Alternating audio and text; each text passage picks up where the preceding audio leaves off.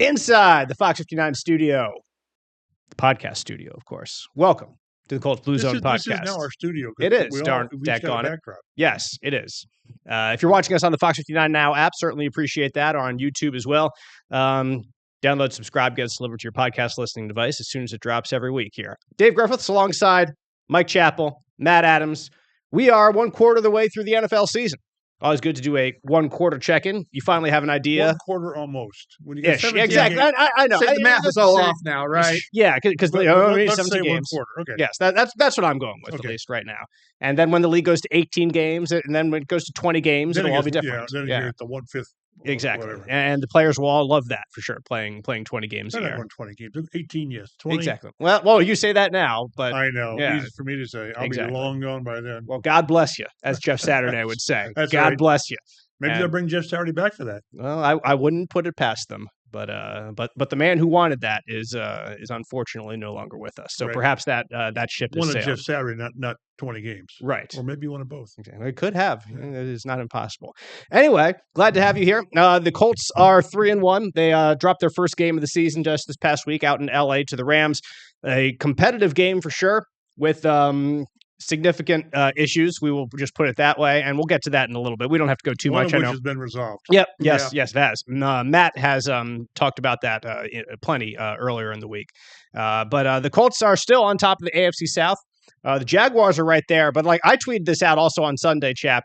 Like I think out of last weekend, like I wasn't overly concerned with the Colts because I thought they competed really well against the Rams, and I think the Rams are a pretty good team. Like they made some bad mistakes for sure due to a couple specific players, but I was overall encouraged by their performance on the road against a playoff caliber team, against a future Hall of Fame perhaps quarterback himself. But what was concerning to me was looking at what Jacksonville did in the AFC South, because I think Jacksonville could be pretty good this year. They got their act together. Yeah, they went and they beat the 49ers, who are not a bad team. I know they have some injuries over there, but they have some really good players in San Francisco. Yeah, exactly. So if they go and they beat Jacksonville and they're 3-1, I think that they're going to be a tough nut to crack this year. And we all get focused on, Houston's off to a rough start. Yeah. And they are. Mm-hmm. But with Jacksonville, it's always to me, and it always is about the quarterback. And it looks like Trevor Lawrence has at least for 4 games figured it out. Mm-hmm. When he doesn't turn the ball over, they're not too bad. They've got those slash players, the running back, the ends, and the good defense. So yeah, this is one where again, it was so, and it's still it is so important for the Colts to take advantage of this early schedule that is conducive to winning. Yeah.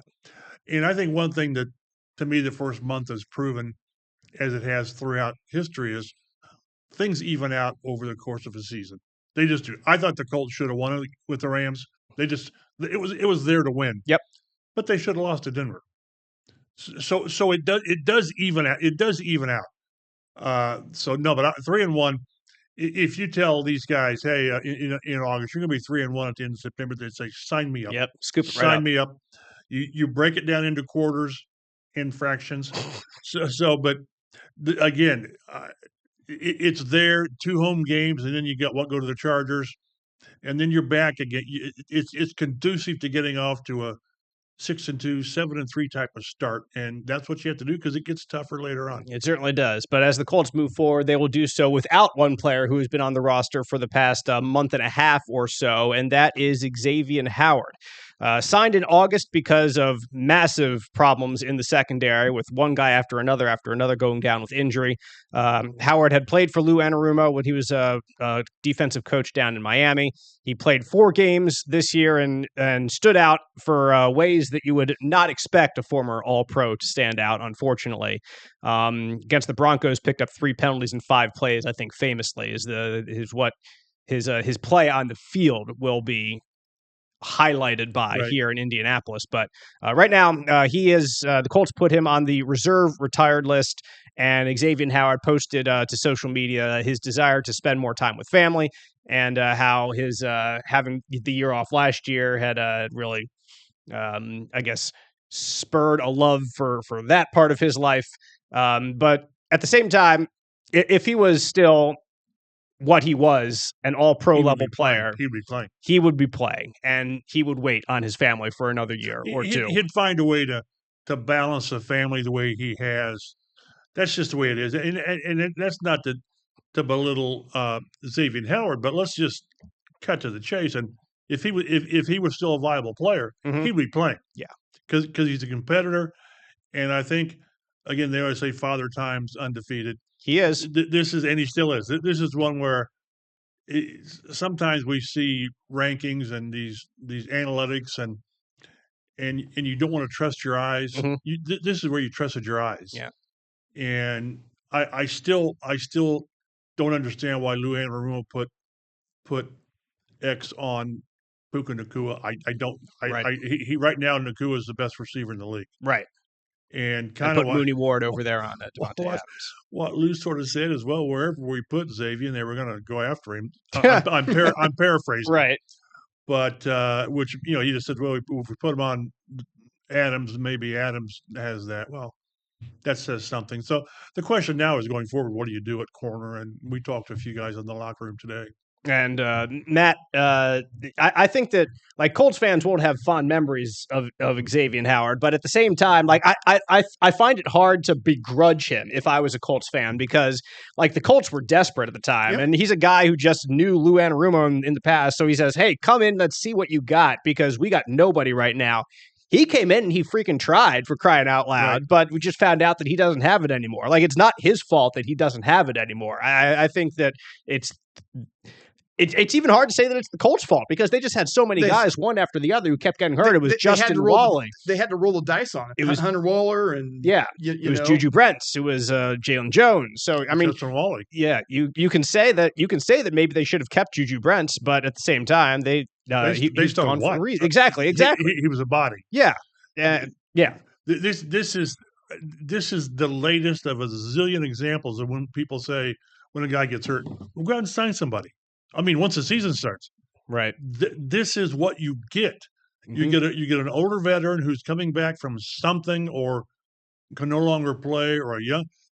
Once the season gets going, good players are not generally sitting at home. Right. So, and again, best of luck to Xavien Howard. Had a tremendous career. But again, I think the hardest thing is for a player to not be told by a team that he can't play anymore, but to realize he can't play at his level anymore. Opposing quarterbacks posted a 139.2 quarterback rating when targeting Xavien Howard over these 4 games. And him leaving doesn't mean the Colts cornerbacks situation is solved by any stretch. If you're watching us on Fox 59 Now or YouTube, you can see the statement that Xavien Howard made on social media. But Jalen Jones still hurt, still on injured reserve, has not had his 21-day window activated yet. It wouldn't be. It'll be activated next week. Right. I forgot that too, but he got hurt in the opener. Right. So that's 4 games. So he could be activated next week. Right. Which we don't know. I don't know that we've seen him on the side practicing. They had the possibility or the option to start the clock on Jalen Carlisle this week, and they did not.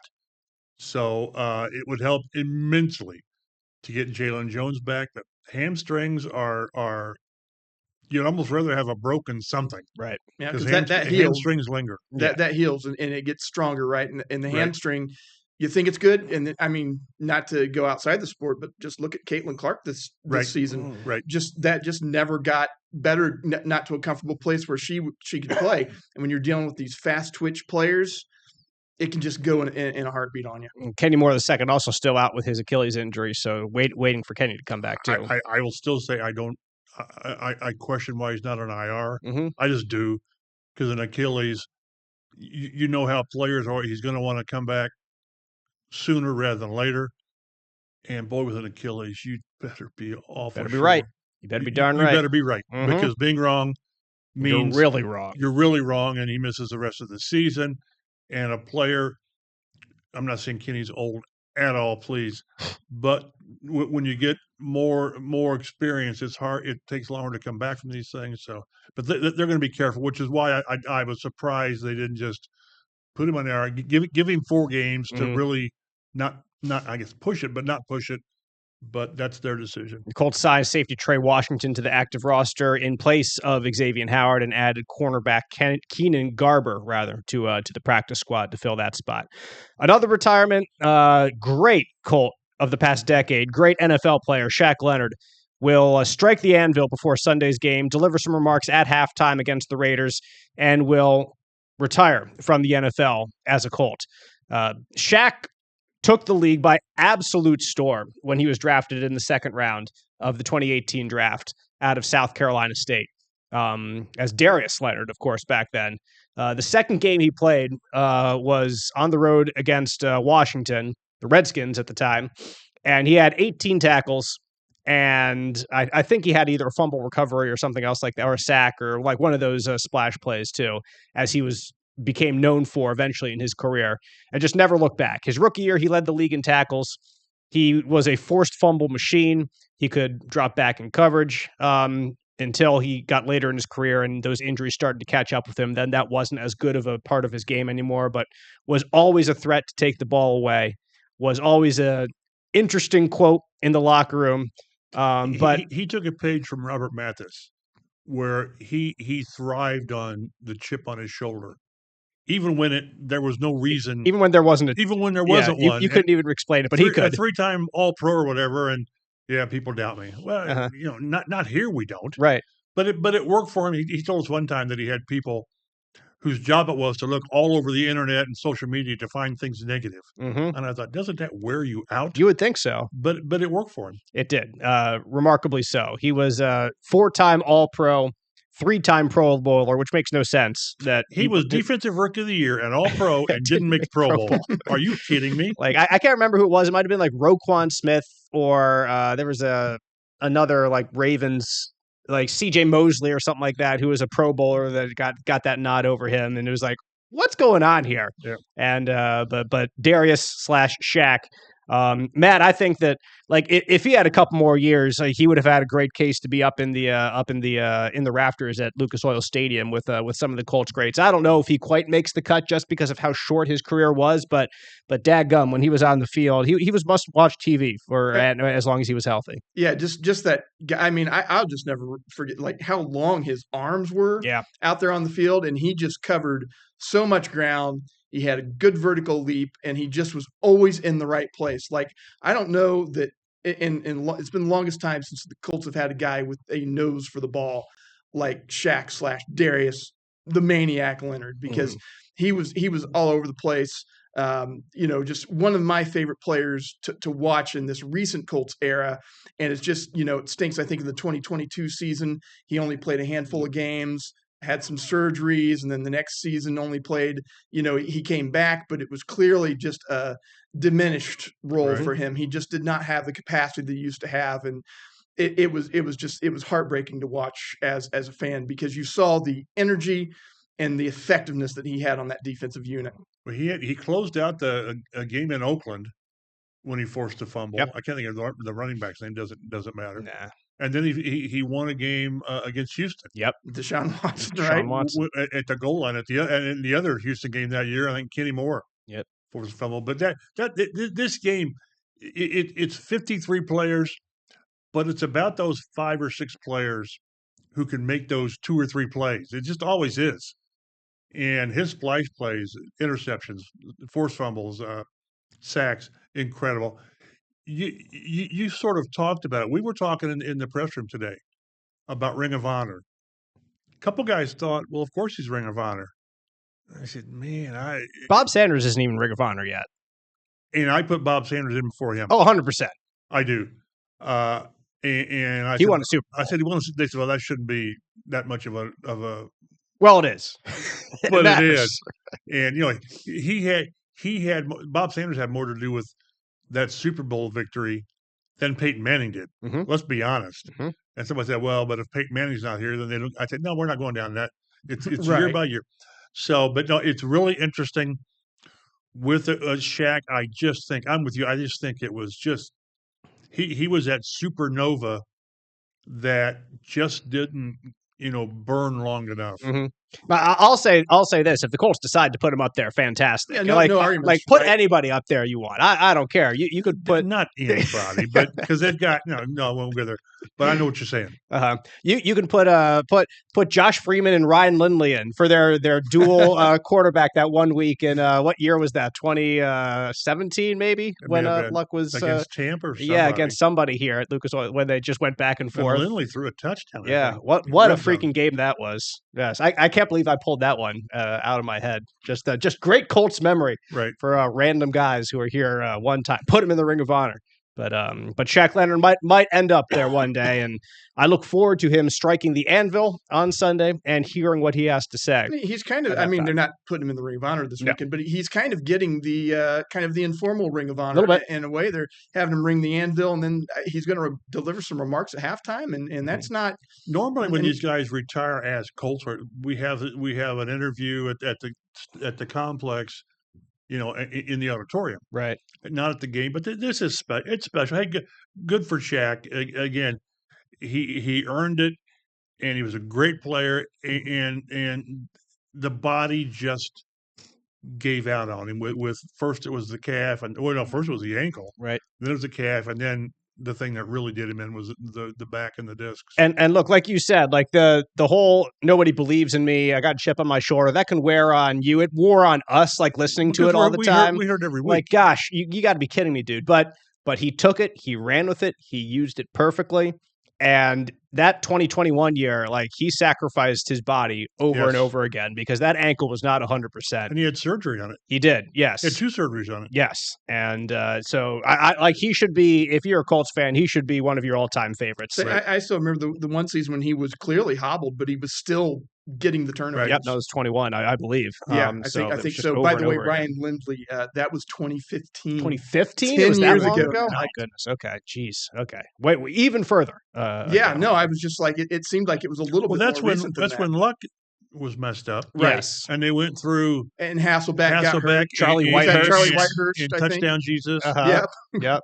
They're like, so okay, who can we get this? They ran out of quarterbacks. They literally did. It was quite remarkable. They started 4 or 5 that year. It was crazy. And somehow they won that game. And I'll never forget that game. Anyway, could have used Shaq Leonard last week in LA, that's for sure, as the Colts dropped their first game of the season. The Rams get the win, 27-20. Colts had their first turnover of the season on the first drive. Daniel Jones throwing probably a ill-advised pass there. And then his second interception late in the day, trying to just come back at the end. I would almost erase that one, except they had time. They had some time. And they had timeouts, so they didn't have to be quite that aggressive. Right. But anyway, it's a game that will unfortunately go down as the A.D. Mitchell game. And for A.D., to have a promising start to the year and then be given the opportunity to take the ball and run with it, literally, because Alec Pierce is hurt, to make a great catch and run down the sideline, have the biggest play of your career, and then the ball squirts out at the 1-yard line through the end zone. Because you're trying to just reach over the goal line. No, but he was trying to celebrate. He was just trying to hold the ball out and look at what I did. And see, that's where somebody said, well, it's just like JT's. No, it wasn't. It was not like JT's. JT just dropped the freaking football. So it's unfortunate. And I think what's going to be very curious this week, Alec Pierce is back practicing, missed a game with a concussion. He's back. He was in a blue jersey yesterday, which means full. Which he was full, which means he was past the red jersey. Yeah. So there's every reason to believe Pierce is back this week. And the question is AD active? You think he'll be a game day inactive? Maybe. If I were putting $50 on, I say a game day inactive. You're not gonna keep 6 receivers up, and you've got Ashton Doolin, who's a special teamer. You got Anthony Gould, who's a special teamer. So it's an excellent opportunity if this is what they want to do, to make a statement. They talk about accountability. Well, they made Anthony Richardson accountable last year by benching his rear end. Yep. For a couple games. And I think if the team goes this route, they can bench A.D. Mitchell for a game. I'm not saying not the rest of the season or anything like that. But put him down a game, and it won't it shouldn't hurt you from a personnel standpoint because you're back full strength. Then the question is, if let's say you do bench him, get his attention, I guess. How will that impact a player who probably needs more maturity? So it's a tough situation, but if you're going to harp on accountability, I guess you could say Xavien Howard was accountable and he retired because he knew he couldn't play. So it's totally different, but because Shane Steichen's he's got to earn it on the practice how he prepares. Well, but you've been telling us he's prepared and practiced fine all year, right? So it's a tough situation, I think, but this is a chance if you want to send a message if they're into that type of thing to do it. So what a roller coaster, because I'm like he caught that ball, he made a nice catch, then he outran the guy. And I'm like, oh, fine, he's arrived. Finally. Right? A.D. Mitchell has arrived. Here we go. And then, oh, no, he didn't. And yes, he did. And then I was like, let's go look back at the replay. Maybe he stepped out of bounds. That's what I was wondering. Right. Hoping and praying. Right. Maybe he stepped out of bounds before he did that. Which would have been also like a brain fart to step out of bounds as you're running down the sideline. And then came another brain fart later as he's holding. And I won't say worse than, no, they were both awful. It cost you 14 points. Yep. In a 7-point game, it cost you 14 points. It's 20-20 with 2.5 minutes to go, and JT does one of those JT things that he's been doing. 53 yards, except holding penalty. Holding, and it comes back.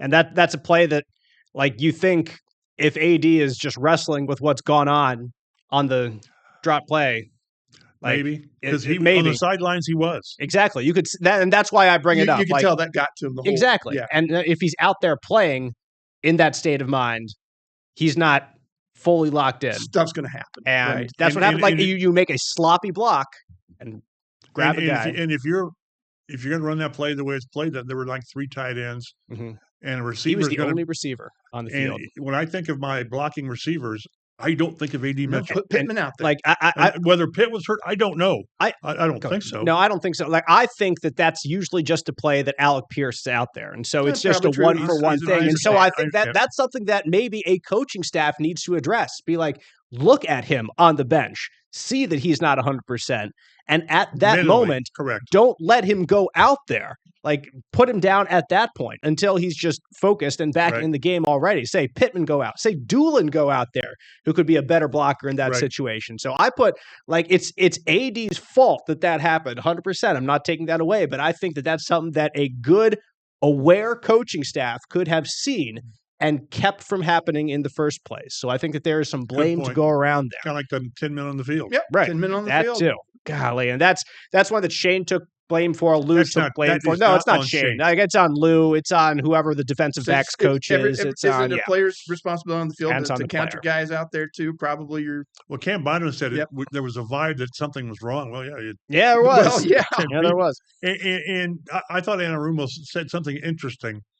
Is sort of, had there been an 11th guy out there, he would have been double teaming Puka on the near side. So if Blackman slips like he did, still same it's result. Still the same result, unless, like Lou mentioned, Bynum might have more time. Might have been shading over to the left more. Right. So, but maybe it's a 30-yard play instead of a touchdown for 88 yards, whatever. So it was. But by the time Bynum realized what was going on with that, it was just too late. He didn't have the angle. Atwell's got good speed. He's gone. So let's put that one to bed, and hopefully lessons are learned. Shoulda, woulda, coulda. Yep, exactly. And you got some of those. But you mentioned too, just quickly, I was encouraged by that. Yeah, by the whole performance. Right. With all the mistakes, you still had a chance. And again, I think the Rams are pretty good. I do too. I really do. Mm-hmm. Great defensive front. So I was encouraged by the fact that you went out there and had a chance to pull one out. Yeah. As opposed to maybe just getting hosed. One more note before we move on. And I tweeted this, if you follow me, at DaveG_sports. Colts fans have been waiting for 2 years for the type of game that Jared Verse had to come from Laiatu Latu. Right. And it hasn't come yet. Right. And I think that's very notable that in that game, those two guys against each other, that Latu still hasn't. Verse just bull rush. Exactly. Just blew somebody up. Blew up Border leading. Although, having said that, he got his first sack of the season. He did. And Pro Football Focus or someone had him like top 3. Yeah, they graded him very, very high this week. On pressures for the week. And to me, that means, remember, the almost sacks. I'm sick of almost. So If I'm a Colts fan, I'm sick of almost from him. Yep. I think this together. I think this week we need to see it. We need to see finishes. Yep. And like you said, now's the time to sort of get it going. Let's check in with the Colts stats here after 4 weeks of the regular season. Daniel Jones completing 72% of his passes for 1,078 yards, a modest 4 touchdowns through 4 weeks, and 2 interceptions. He's going to have a modest number of touchdowns at the end of the season. Yep, I agree. He won't get to 27-7. No, 27-7 would be nice if you could get there. But yeah, it's I don't know if that's going to happen. I don't know where that number came from. I mean, just pulled it randomly out of the air. Also has 18 carries for 54 yards and 3 touchdowns. So they've really not tapped into his run game. Not really. Like they could. No, like he's been more the short yardage guy running, and he's been able to do some damage that way. Jonathan Taylor, 77 carries for a league-leading 414 yards on the ground, 3 touchdowns. Also has 13 catches for 113 yards and a touchdown. He's having a great year. He really is. He should have had more. He should have had 53 more yards this past week. Right. And again, I think the carries and the yards certainly are, but I think the carries are most in the league too. I think they might be. Yeah. So again, we've all talked that they're going to ride Jonathan Taylor. Mm-hmm. He's going to get 18 to 20 carries on an average day. Yeah, and you might only rest him to put Tyler Warren in there at fullback and run him for his first touchdown. We still haven't seen everything. I'm still waiting for that lining up at fullback or wildcat. And the little pop pass to Mo Alley Cox. Tight end to tight end. Yeah, let's go. Oh, it'd be fantastic. Let's do one where you just make it really squirrely and have him throw it to Quentin. Yeah. Oh, yeah. I don't know how you get Quentin. It's tough. You can't make a guard eligible. So however you lined up would be telling. So that won't work. Let's figure it. We'll figure it out. 19 catches for Tyler Warren. I'll bet at the end of the season he will have thrown 2 or 3 passes. Michael Pittman, 21 catches, 234 yards, 3 touchdowns. He's having a good bounce back year after being hurt most of last year. He's been very effective. He looks good. He does. Good. He looks strong. He looks like the old Pittman. He looks like he's an impactor of the game, which he didn't last year. He's going to be 90 catches. Yep. 1,100 yards and I was going to say 5 touchdowns. Maybe he's already got 3. Maybe 7 or 8 touchdowns. Which would be great, and which is something he's always said that he needs to do more of, and he's doing that this year, doing very well in the red zone. Alec Pierce, 9 catches, 171 yards. Nick Cross leads them in tackles with 34 so far, so that's one that Nick has been playing good football. He had a bad coverage day against the Rams, I thought. Yeah. But you just want to throw that in there. Tyquan Lewis with 2 sacks leads them. 2 sacks is not what you would like to see after 4 games as your sack leader, but nevertheless, there it is. Cam Bynum has his 2 interceptions. He's been very helpful at the back end for the Colts. Spencer Schrader, 13 of 14 on field goals this year. His only miss came from 50-plus yards and was just announced this week as the AFC Special Teams Player of the Month. How about that, Spencer Schrader? That's a very encouraging for the Colts since they had a kicking competition, and he had a game winner, obviously, against the Broncos after the missed game winner that we choose to forget that never really happened because the box score says that it didn't happen. 60-yarder, 160. Yeah, I don't remember. I don't think it happened. So anyway, congrats to Spencer, Westfield zone, and who then of course moved to Texas, and then Notre Dame zone. He has this though, Chap. We were talking about this before. He has this honor because he has a lot of field goals less than 40 yards. He has the most field goals attempts less than 40 yards in the NFL. Because the Colts have red zone issues on offense, unfortunately. But hey, Spencer's converting, so we'll give him that. But nevertheless, I think in the long run, you're talking about in the long run, things even out. This will cost games in the long run because you got to score 7 against 3 against the good teams. When you're going to play the Chargers just in a couple weeks, that's going to matter. When you're playing San Francisco down the line, that's going to matter. When you're playing your own division teams that know you well, like Houston down the road, that's going to matter. So got to get that taken care of. And again, one of the red zone problems is they had Tyler Warren's OPI. Which I thought that was so weak. I just thought thumbs down on with that. With all the things that you see guys getting away with, and that was down to the 5 or 4 yard line. Yeah, they were in there, man. Right, and then they end up kicking a field goal. So, but you're leaving points on the field. It's not going to work. They're doing a lot of things right, but I went back and looked. They had the 3 turnovers, and I spend so much time figuring out stats.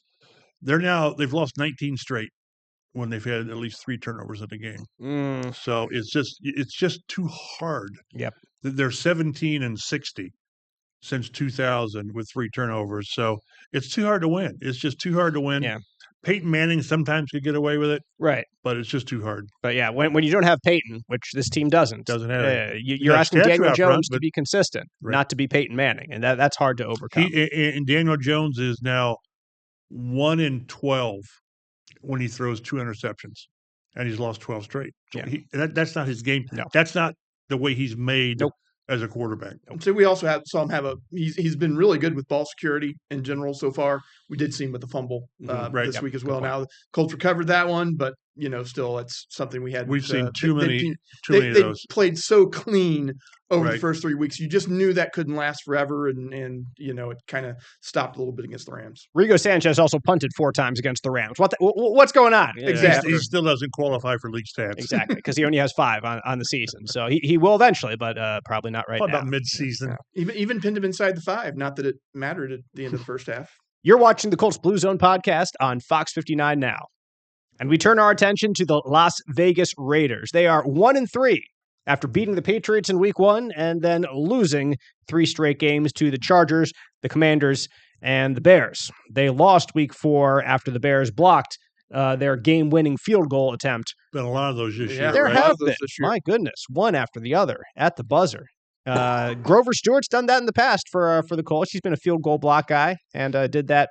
Did he get one this year? He got a finger against the Titans. Okay, I thought so. Yeah, I thought so. Just making sure that my brain wasn't fooling me. But on the other side, at quarterback, you got Geno Smith in the midst of his a solid year, except for one thing. And he's completing 64% of his passes, has 948 yards. He's averaging 7.5 yards per attempt, which is respectable. 6 excuse me. 6 touchdowns. Thank you. Yeah, it's really breaking me up. 6 touchdowns for Geno, but 7 interceptions is what I was referring to. That you can't turn the ball over that much, but you have a inkling why that he's been sacked 12 times, so he's been under pressure quite a bit.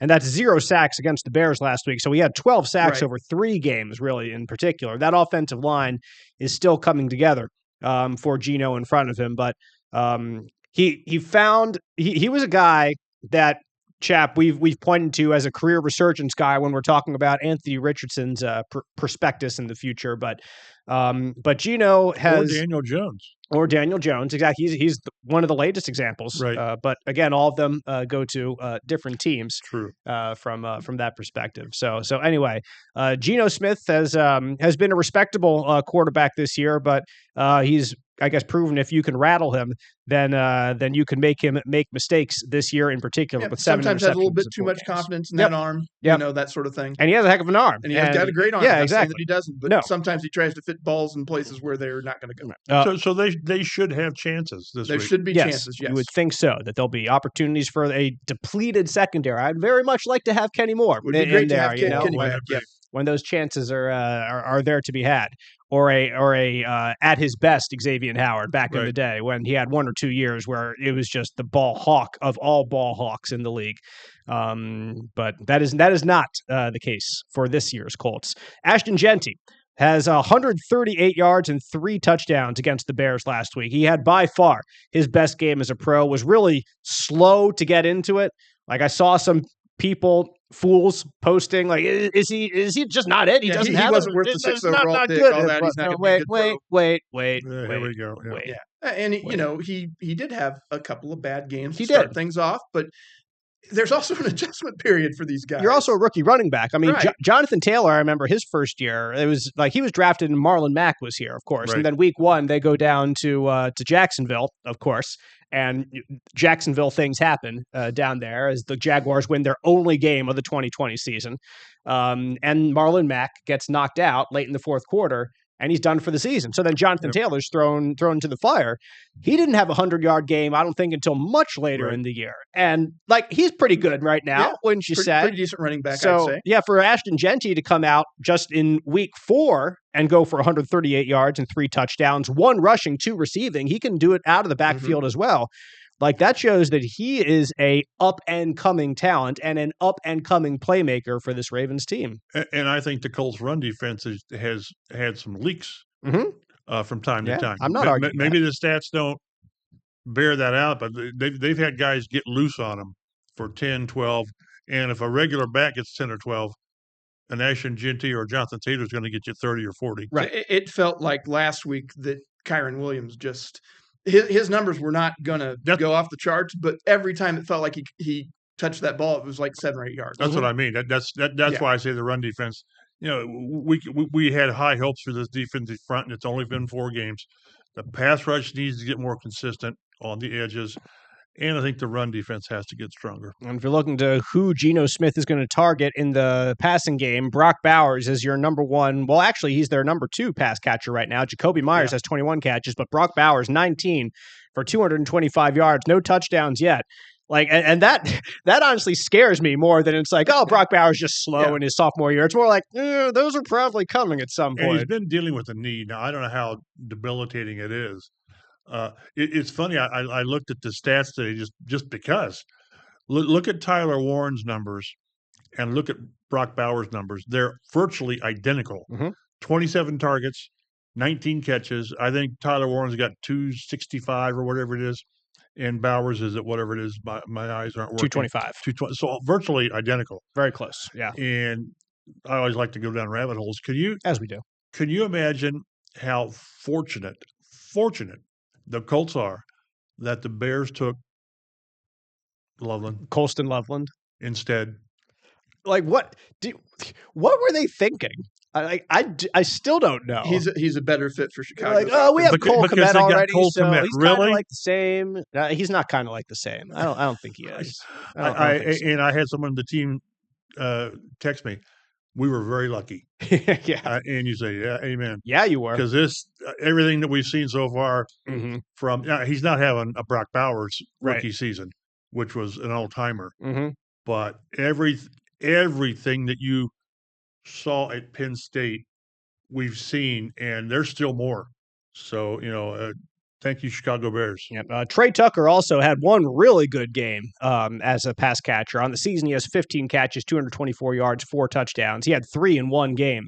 I think that was 2 weeks ago in one of their losses to the Commanders. I think it was. But he's fast, man. He is quick. Like if he gets out in the open field, goodbye. Right. So you have got to be disciplined in your coverage and in your tackling, which when you have second, third string cornerbacks playing, or you have Mike Hilton was on the bench 2 or 3 weeks ago. I know he had a preseason. Like I get that. He'll be playing a second game. Yeah, but that's still it gives me pause. Like when you have guys like Trey. Don't you think they go with Mekhi Blackmon as the outside starter or not? I would think so. I mean, like it's going to be who else Jonathan Edwards. He made one nice play last week. So congrats to Jonathan Edwards, the undrafted rookie out of Tulane. And I do not want to hear from the fans where say the Ballard should have done a better job of bringing in more people. That's not his fault, man. You can only you can't go 10 deep at a position for crying out loud. You can say Ballard, it's even hard to say they whiffed with Juju Brents because it was just injury after injury with him. And and they hit with Jalen Jones in the 7th round for crying out loud. Like he's been better than a 7th round player you would expect for him. So very much so. And then injury bug has bitten him this season. Bad stinking luck at cornerback this year. It has been a lot of bad luck because I do feel they made a concerted effort to improve the position there, and it's just unfortunately nothing has worked out because of injuries. Except for Mooney Ward. There you go. Yeah, Mooney's worked out. Mooney Ward, if you're going to pay $60 million, get your money's worth. Yeah, they've gotten. He's been terrific for them. The leader for the Raiders in sacks with 3 this year is drum roll, please. Jonah Laulu. Was he a 7th rounder? He was a 7th round pick out of Oklahoma just a couple years ago. It was Latu's draft. Yes, it was. It was because we had Latu and Latu and Laulu. Yeah, I think they had hoped that they could stash him on the practice squad. Right. Yeah. Somebody said, the Raiders. It might have been the Raiders who said, "Yeah, we're going to take that guy. We like him." And so they had a slew rather of defensive tackles last year that just couldn't fit him in. But in hindsight, you would rather have him than Neville Gallimore? Exactly. Well, I mean, I was thinking about last year. Okay.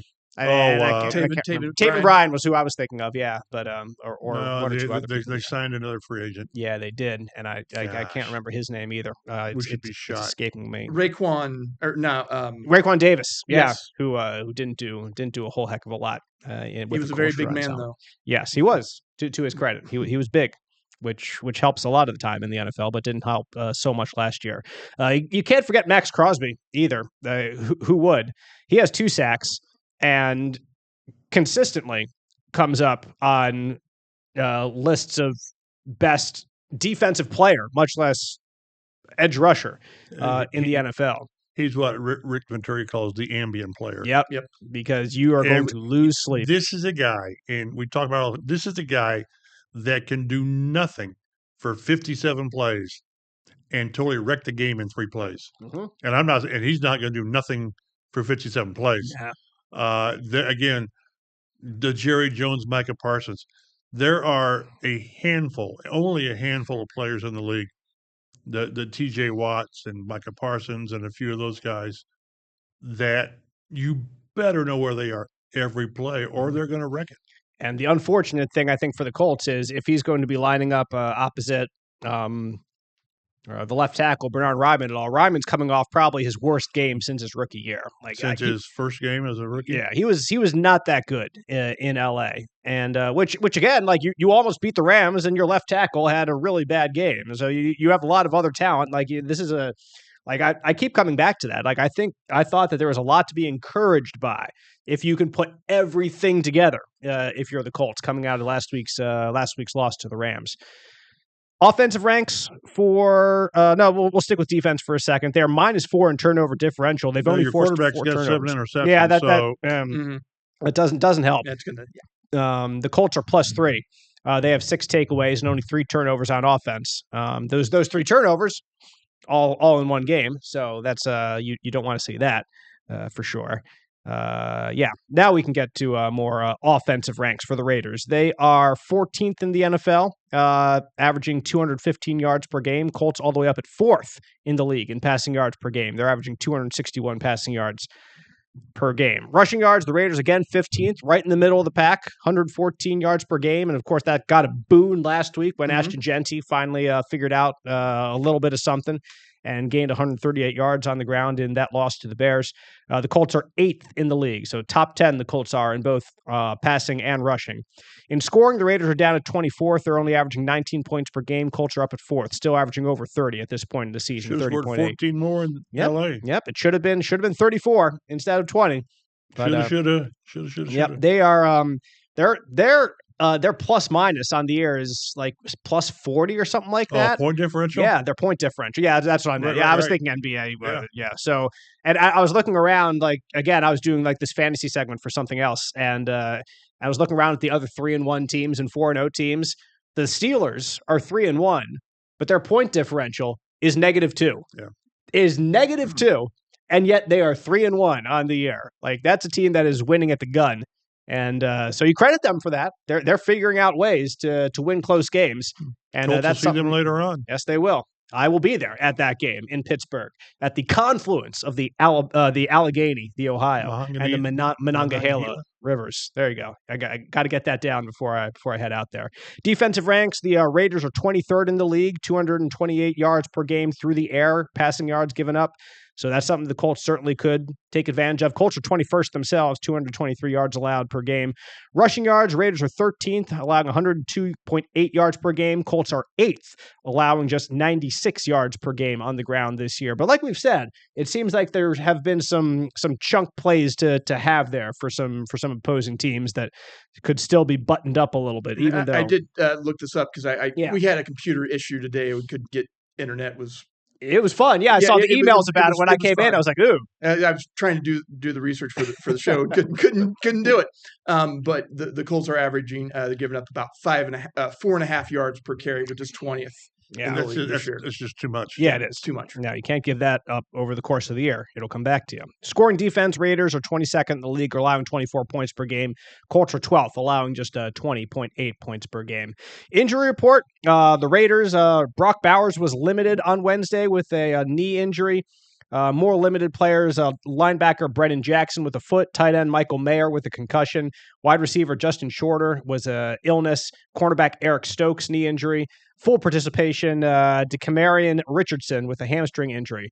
For the Colts, some guys to watch out for did not practice on Wednesday. Zaire Franklin with an ankle injury, Tyler Goodson groin injury, Kenny Moore his Achilles, Daniel Scott with a knee. Limited in practice, Matt Gonzalez with a toe injury. And full participation, Alec Pierce with that concussion. Chap is going on his phone to check out some stuff maybe from today. What are you looking at there? Yes, we'll see it's a practice. I think it'll be similar. Zaire, it practiced, Pierce practiced, Gonzalez practiced. I think that's really good. Yeah. Tyler Goodson, no.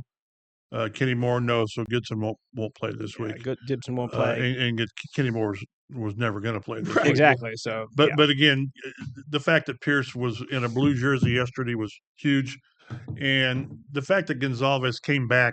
Sometimes I think they wanted, like yesterday, to see how Gonzalez's toe would handle practice. Right. And a lot of times, then it's how did it handle practice? Right. So now whether he was full or limited, we'll find out. But the fact that he practiced 2 straight days, that's a good sign. So they could or should be at full strength on offense. Definitely glad to have Alec Pierce back too, because he just makes 2 or 3 plays. Yep, he does. Every game it seems like, and that it just he's a shot in the arm type of player. Right. Like when he's out there and he makes a play that he does, like everybody on the team gets a pick me up. And like here's something else before we get into kind of our predictions for this week that I'm going to take away from the AD Mitchell saga from this past week. That game and like in one moment or 2 moments led you to more believe that the Colts need Alec Pierce more next year. Like if he's able to finish that play and the holding doesn't happen, like you're thinking, oh, well, how valuable exactly is Alec Pierce for us? You know? But now you're like, Alec Pierce is pretty darn valuable for the Indianapolis Colts. When we get deeper in the season and we can talk about these things, he's going to be one of the most interesting players to talk about contract-wise. It's not his value. It's what's his worth, Right? And I don't know whether it's going to be mid-20s. I don't know because he's not going to have the $30 million a year numbers. He just won't. Yeah. As far as value, as far as just sheer numbers. But somebody's going to make him very wealthy, and the Colts have got some interesting decisions to make. You'd love to have him back. Yeah, you certainly would. You can get guys in the second round because they've got guys in the second round. And on top of that, it took him 3 years to get there, though. Yes, yes. And Pitt will be in his last year. Which does he get another contract? I don't know. But like you mentioned, if you draft with the idea of either replacing or whatever, then the idea is to replace somebody with Mitchell. And I don't know. So far, no. Yeah. So Pierce is good. He's such a good guy. Do you think of these other receivers? Any of these other receivers would handle his I don't know, not limited role, but the volume of catches and targets he gets? He's a unique player and a unique person. And one more thing also before we get into our predictions. I know, Matt, you told me about this. If you're watching on Fox 59 now or on YouTube, a special segment here, because I want to tell you something. If you have the chance to make a bet with DeForest Buckner, this is great. You should not do it. You should not do it because he will make you pay. Well, if you're going to do it, be prepared. Exactly. So if you're watching here, Duck, Duck, Buck is the game we're playing. DeForest Buckner, of course, a proud Oregon graduate himself, or Oregon man, had a good bet with Colts longtime communications maven, Matt Conti, who is a Penn State fan through and through himself.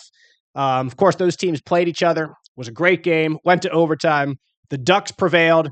So one Matt Conti was... And take our word for it. That's Matt Conti. Was forced. He did not take the Duck hat. Was forced to wear Puddles, the Oregon Duck costume. to the press conference this Thursday here at Colts headquarters. What was funny was we got around Tyler Warren's locker on Wednesday, another Penn State guy. Right. And he and Buckner also had a bet. Uh-huh. And it took Warren a few seconds to get – he was just changing shirts or whatever. And he turns around and he's got an Oregon shirt and a hat on. Oh, no, yeah. And he said, yeah. I said, luckily I only have to wear this for media sessions. And we said, it could have been a lot worse. Yeah, it could have been. Because Tyquan Lewis had to do the old duck after was it the Big Chin? No, it was in the regular season. It was the regular season last year, yeah. And he walked in on Buck's Thursdays. Yep. And here's Matt Conti. And I did well.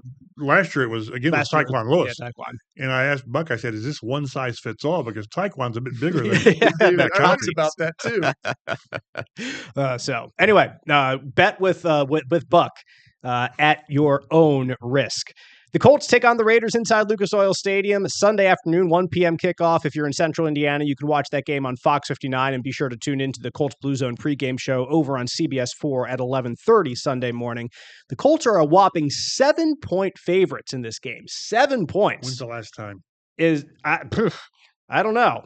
That's a big number. Yeah, and you don't usually see that. And to be fair, like I just mentioned a few minutes ago, the Colts have a point differential of like plus 40 through 4 weeks, and they lost last week by 7. So they have beaten teams by a good number when they beat them. 7. But to see that in a Vegas line is something that's truly. It's probably the highest of the week, isn't it? It could be. I'll check later on, but it's also a smelly fish because like this is why freaking Vegas has gold-plated ceilings. Yes. Every casino you walk into, they're not blowing up casinos; they're building casinos. Exactly, they are. And they're adding floors. They're not like, no, we can't handle this 23rd floor anymore. We had a bad year. No, you never. Yeah, had a bad year. We can't. We have to close down this little section. Quite the opposite. But anyway, I'll give my prediction. Then Chap can go, then Matt can go, and we'll start to wrap things up. I do think the Colts win this game. I think the Raiders are a decent team, so I think 7's a big number. But again, there's a reason why it's a big number. But I'm still going to pick under that 7. By the way, the over/under is 48, so they're anticipating something along the lines of a 27-20, 28-21 ball game there at Lucas Oil Stadium. But I'm going to go Colts. Colts 30-24. So I mean it's 6 points there, but I find it hard to believe that they're going to win by more than 7, which means they'll win by 20. So I like the Colts in this game. I think the offense is good, but I do think the defense is a little undermanned still at cornerback, and with Geno Smith who can attack a defense, and a running back who seems to be coming on a little bit in Ashton Genty. I think that they're going to have trouble stopping them. So I think that they do get into the 20s and at least keep close to the Colts at the end of the day. So, Chap, what do you think about this one? Well, then I hit the number. I've got 31-17. Yep. All right. I think the pass rush gets going. I think that's going to speed up Geno Smith. I think they're gonna get a couple of turnovers, and this will bite me in the rear end. I'm starting to believe in the offense. Well, that's your first mistake. I'm starting to trust it. I thought, again, the way they came back from the opening interception last week was very impressive. Mm-hmm. I agree. And again, they should have rung up 34. They should have. But I think that I like what they're doing. And this is almost a little trap game because you're coming home, you're going to be fired up, and you got Shaq. I don't put much into you're going to be pumped up the crowd from bring the juice. Shaq. Yeah. As Shaq always said. But I think it's a case of the Raiders are one. They're not off to a good start. I think this is one where the Colts kind of show that they're a different group. Mm-hmm. And I'm not saying winning going away. That maybe a late touchdown. I think this is one they win comfortably. Matt Adams, what you got? Well, I'm hoping that, the Colts are a little ticked off because this was a game last week that they should have won. They had the opportunities to do so. They did not execute well.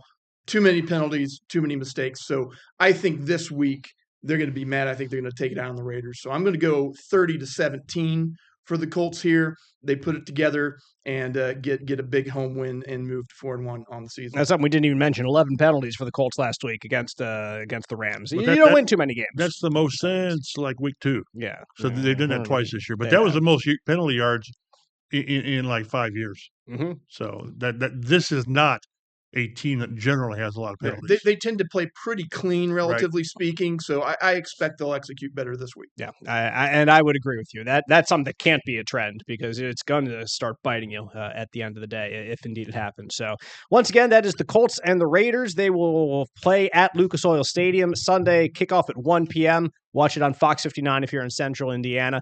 If you've been watching here on the Fox 59 Now app, certainly thank you for that. We're also available on YouTube and anywhere you can get your podcast. Subscribe and get us delivered to your podcast listening device as soon as we drop every week. For Mike Chappell at mchappell51, Matt Adams at Statomatty, I'm Dave Griffiths at DaveG_sports. We'll see you next week on the Colts Blue Zone Podcast.